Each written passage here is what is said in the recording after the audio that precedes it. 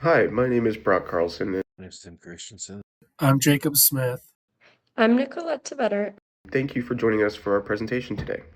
Our team is sharing with you our robotic system that we created for the Red Panda exhibit.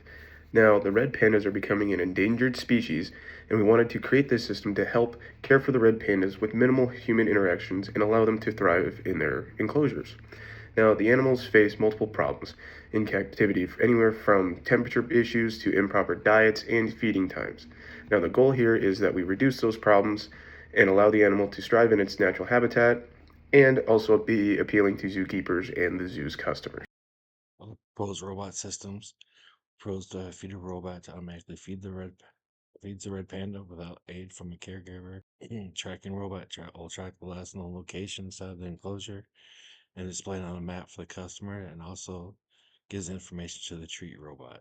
Habitat robot will provide the correct temperature, humidity levels in the enclosure, and the treat giving robot gets the location from the tracking robot and delivers a treat to the last known location when prompted by a customer. Here's our feeding robot. This is the hopper, holds all the pellets. This is a timer box, which will have almost all this stuff in here. The circuit inside this box.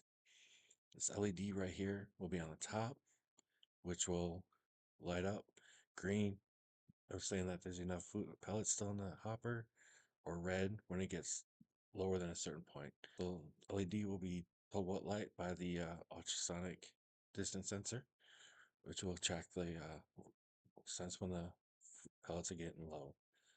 This DC motor right here will spin the plate, and the servo motor right here will have an actuator, and it will open up a gate in between the bottom of the funnel of the hopper and the plate. When the timer goes off, the DC motor will start spinning the plate, pellets will hit the plate, and it will dispense it, prompting the red panda to do foraging for its food like it would in its natural environment. Next, we have the tracking robot. This robot uses 4 PIR motion sensors along with 4 servo motors. When the animal walks under one of the motion sensors, it will trigger a servo motor to raise a figure up through the display table, showing the customer where the animal is at in the enclosure. This robot utilizes a RGB LED to simulate IR output. So, whichever zone the animal is in, it will send that information to the treat robot so the treat robot knows where to drop the treat off. This is my habitat robot designed for the Red Panda enclosure. The robot automatically regulates temperature and humidity using sensors.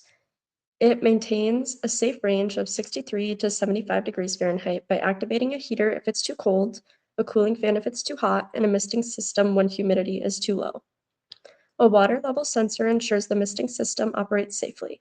This design allows the habitat to stay within optimal conditions with minimal human intervention. I created the treat robot.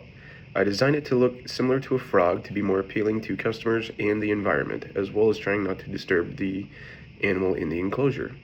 So, how it works is when a customer pushes the button from outside the enclosure, the treat robot will then get directions from the tracking robot on where the animal is in the enclosure.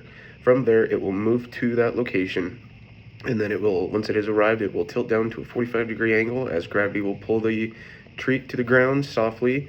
And once it has done so, it will then return to its neutral position and then go back to the starting position of where it came from, and it will wait again until the button is pressed.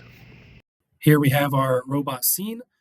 The tracking robot indicates to the treat robot that the animal is in zone 1. The customer presses the button for the treat robot and moves from its home to zone 2. It'll turn left at zone 2 and go to zone 1. Once at zone 1, the robot will lower the treat and then do the same steps in reverse to get back to home. The habitat robot and the feeder robot are autonomous, so there's no interaction between the robots in that aspect.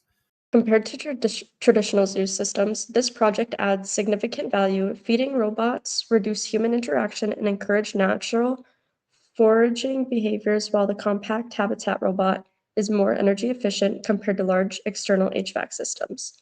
Additionally, tracking robots reduces reliance on callers and creates a more interactive experience for visitors. Overall, the robotic system improves efficiency, sustainability, and animal welfare. In conclusion here, the endangered red pandas face many issues in captivity. This solution provides a cost-effective way to ensure the animals get a healthy diet, suitable climate and conditions, and the customers can be more interactive with the animals by knowing where in the enclosure it is and being able to give it a treat. And that hopefully allows them to enjoy their experience seeing red pandas.